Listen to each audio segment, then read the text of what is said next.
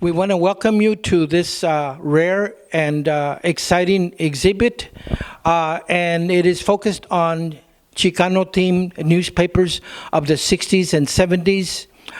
This is a project that Museo Guadalupe Aztlan has initiated this year, and the project goes under the name Chicano Anahuac Digitizing Project. So the purpose of what we're doing with this interview today is to kind of give you a tour of the exhibit that we have here. And because of the virus, obviously some people cannot come out and see the exhibit in person. So we want to give you this overview of what the exhibit is about. For example, this is one of the newspapers that we have on exhibit, and it's titled Papel Chicano. The newspaper doesn't exist anymore, but it was prevalent during the 70s here in Houston, Texas. And what we see here are a number of residents from the north side community of Houston, Texas, that were protesting the segregation movement that took place in Houston, Texas, that was unfair to our community.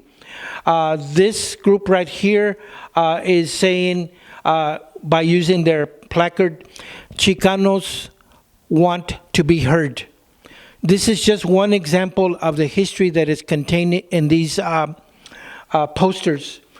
But also, earlier last year, we initiated this newspaper project by hosting a Zoom meeting in which we invited 3 persons that were involved in the publishing and editing of Chicano-themed newspapers. This event was sponsored by Humanities Texas in Austin, Texas, Museo Guadalupe Aztlan, where we're at now, and the Chicano Studies Network. The event was titled Examining the Rise, Fall, and Survival of Barrio-Based Chicano Newsletters and Newspapers in the state of Texas. One example that we have here is the newspaper that went under the title El Editor out of Lubbock, Texas. And this one was produced in 1978, again in Lubbock, Texas. The people that we hosted that were part of editing and publishing Chicano newspapers were the following with regards to this event. One of them was Dr. Jose Maria Villarreal, who currently teaches at the University of Texas in Brownsville. And he was involved with a newspaper titled La Lomita out of Mission, Texas. Also, we invited Neftali de Leon, and he spoke about his editing of the newspaper titled La Voz de los Llanos out of Lubbock, Texas. And also we invited Alfredo Santos, who currently is the publisher and editor of La Voz newspaper that is out of Austin, Texas. So I want to give you an idea of the newspapers that we're working with currently right now, that we're going to be digitizing under the Chicano Anahuac Digitizing Project. Here we have approximately 100 newspapers that were donated to us by Dr. Andres Guerrero. And these newspapers are titled El Renacimiento, or The Rebirth. They were published out of Lansing, Michigan in the 1970s. And unfortunately, the newspaper is not current, and it went defunct. But this is an example of the newspapers that we're going to be digitizing in the near future. Now I want to give you an idea, a visual idea, so to speak, of the other newspapers that we have on exhibit. So please follow me. Part of the exhibit are interactive sheets that are hung around the exhibit, and this one reads the following: in what part of this newspaper do you see the idea of community building in the writings about our shared history?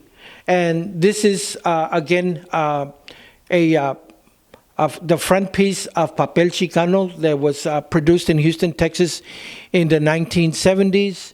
Here is the front piece of La Lomita that was published out of Robstown, Texas.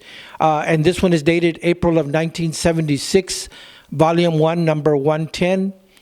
And this one was published out of Crystal City, Texas, and it's titled La Verdad. Here we have another interactive sheet that reads the following. In what part of this newspaper do you see a call for political, social, or cultural action? And you'll see that textual information in a lot of these newspapers that I'm showing you now. This one was published here in the U.S., and it is titled La Verdad. And this was published in August and through the month of January, but we don't have a date for this particular one. This one is titled El Editor out of Lubbock, Texas, and this one, this particular newspaper was published in 1978, and it's volume 1, number 16. Here we have another front piece of a newspaper titled Chicano Times, and this one was published in the month of July, and we don't have the year date for this particular newspaper. To continue, this one is titled Voz Fronteriza out of San Diego, California, and this one has a date of October 1977. And I believe this originally was a woodcut that was placed on the newspaper, and it's got superb visual language that we can extract from this familial scene. Here we have another interactive sheet that reads, in what part of this newspaper do you see the validation and recognition of our ethnic values? And next to the interactive sheet is a copy of the newspaper El Renacimiento, or Rebirth, and this one is titled El Periódico Hispano Más Grande de Michigan, as in the state of Michigan.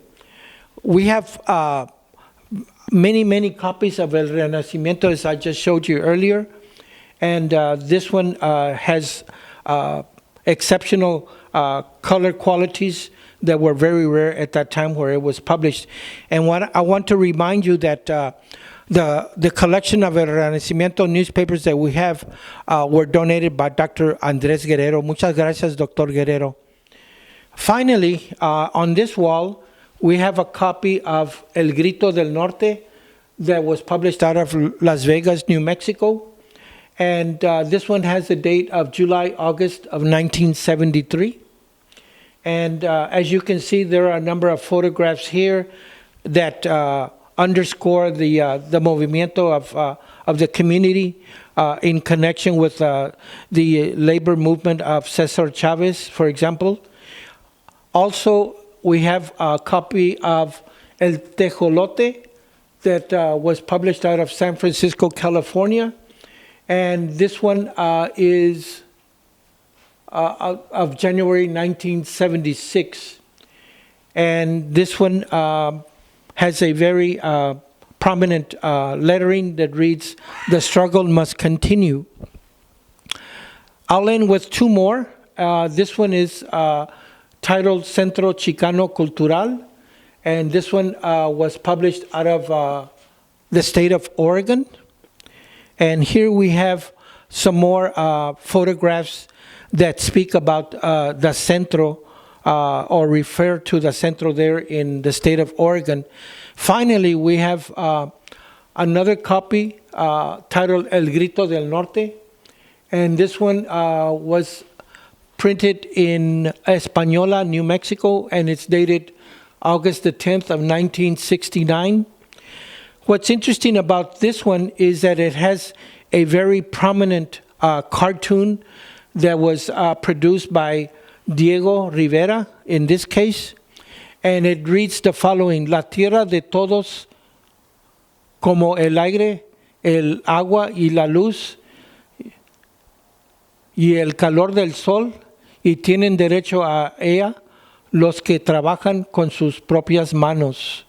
So this is a very prominent cartoonist of that period, again from El Grito del Norte newspaper. So in short, what we see here is the underscoring of citizenship building. We also see the shared history of our community that's reflected in these newspapers.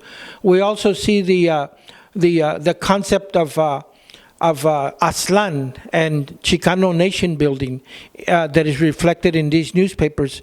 So there are a number of concepts that are related to this exhibit, and we invite the public to come and visit our exhibit.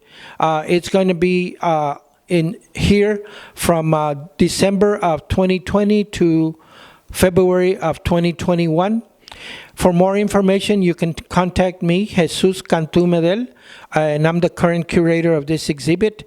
And you can email me at chano6_@hotmail.com should you want to reserve a time to come and visit this exhibit. Thank you. Les habla su servidor, Jesus Medel, with Museo Guadalupe Aztlan in Houston, Texas.